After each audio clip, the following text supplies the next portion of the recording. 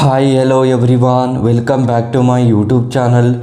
ಇವತ್ತಿನ ಈ ವಿಡಿಯೋದಲ್ಲಿ ಕಿಸ್ ಮೂವಿಯ ರಿವ್ಯೂ ಮಾಡ್ತಾಯಿದ್ದೀನಿ. ಈ ಮೂವಿಯ ಬಜೆಟ್ ಏನು, ಸ್ಟೋರಿ ಏನು, ಕಲೆಕ್ಷನ್ ಏನು, ಹಾಗೆಯೇ ಈ ಮೂವಿಯಲ್ಲಿ ಯಾರ್ಯಾರು ನಟ ನಟಿಯರು ಇದ್ದಾರೆ, ಯಾವ ಯಾವ ಭಾಷೆಯಲ್ಲಿ ಬಿಡುಗಡೆಯಾಗಿದೆ, ಹಲವಾರು ಫ್ಯಾಕ್ಟ್ಗಳನ್ನು ಈ ವಿಡಿಯೋದಲ್ಲಿ ತಿಳ್ಕೊಬರೋಣ.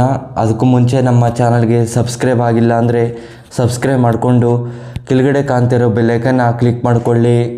ಬನ್ನಿ ಗಾಯ್ಸ್, ಇವತ್ತಿನ ವಿಡಿಯೋವನ್ನು ಶುರು ಮಾಡೋಣ.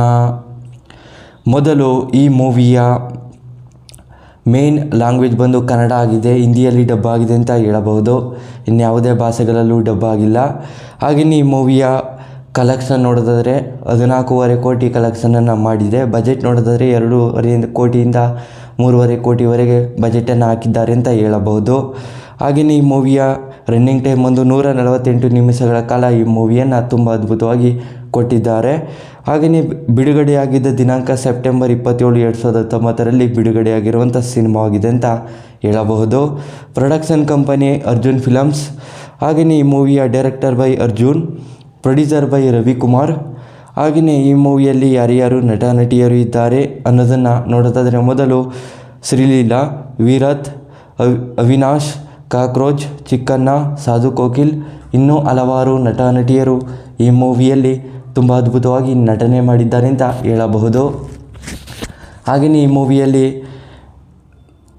ಸಾಂಗಲ್ಲಾಗಿರ್ಬೋದು, ಫೈಟಿಂಗಲ್ಲಾಗಿರ್ಬೋದು ತುಂಬ ಅದ್ಭುತವಾಗಿ ಕೊಟ್ಟಿದ್ದಾರೆ ಅಂತ ಹೇಳಬಹುದು. ಹಾಗೆಯೇ ಈ ಮೂವಿಯ ಒನ್ಲೈನ್ ಸ್ಟೋರಿ ಹೇಳೋದಾದರೆ, ಅರ್ಜುನ್ ಅನ್ನೋ ವ್ಯಕ್ತಿ ಇರ್ತಾರೆ. ಅರ್ಜುನು ಅವರಿಗೆ ತಂದೆ ತಾಯಿ ಇರ್ತಾರೆ.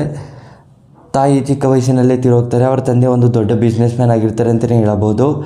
ಅರ್ಜುನು ಅವರ ಒಂದು ತಂದೆ ಒಂದು ಅಮೌಂಟನ್ನು ಹಾಗೆಯೇ ಒಂದಿಷ್ಟು ಎಜುಕೇಷನನ್ನು ಮಾಡ್ತಿರುವಾಗ ಒಂದೊಳ್ಳೆ ಮಾರ್ಕ್ಸನ್ನು ತೆಗೆದಿರ್ತಾರೆ. ಹಾಗೆಯೇ ಅರ್ಜುನ್ ಅವರ ತಂದೆ ಅರ್ಜುನ್ಗೆ ಒಂದು ಕಾರನ್ನು ಗಿಫ್ಟ್ ಮಾಡಿಕೊಟ್ಟಿರ್ತಾರೆ. ಅರ್ಜುನು ಅದನ್ನು ಎಂಜಾಯ್ ಮಾಡ್ತಾ ಹೊರಗಡೆ ಹೋಗ್ತಿರುವಾಗ ಅಲ್ಲಿ ಒಂದು ಸಣ್ಣದಾದಂಥ ಒಂದು ಪ್ರಾಬ್ಲಮ್ ಆಗುತ್ತೆ. ಹಾಗೆಯೇ ಆ ಪ್ರಾಬ್ಲಮಿಂದ ಆ ಹುಡುಗಿ ಒಂದು ಬಡವ ಆಗಿರ್ತಾಳೆ.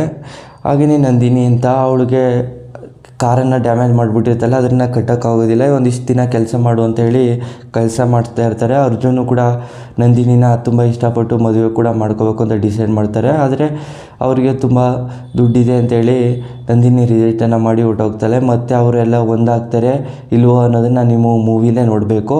ಹಾಗೆಯೇ ಈ ಮೂವಿ ಒಂದು ಲವ್ ಸ್ಟೋರಿ ಸಿನಿಮಾವಾಗಿದೆ ಅಂತ ಹೇಳಬಹುದು. ನನಗಂತೂ ತುಂಬ ಇಷ್ಟ ಆಯಿತು ಮೂವಿ ಅಂತೂ. ನೀವು ಯಾರು ನೋಡಿದರೆ ತಪ್ಪದೆ ಕಮೆಂಟ್ನಲ್ಲಿ ಕಿಸ್ ಎಂದು ಕಮೆಂಟ್ ಮಾಡಿ. ಹಾಗೆಯೇ ಹೀರೋ ಹೆಸರು ಹಾಗೂ ಹೀರೋಯಿನ್ ಹೆಸರನ್ನು ಕಮೆಂಟ್ ಮಾಡ್ತಾ ಈ ವಿಡಿಯೋನ ಪೂರ್ಣಗೊಳ್ಳೋಣ. ಈ ವಿಡಿಯೋ ಇಷ್ಟವಾದರೆ ಶೇರ್ ಮಾಡಿ, ಲೈಕ್ ಮಾಡಿ. Thanks for watching.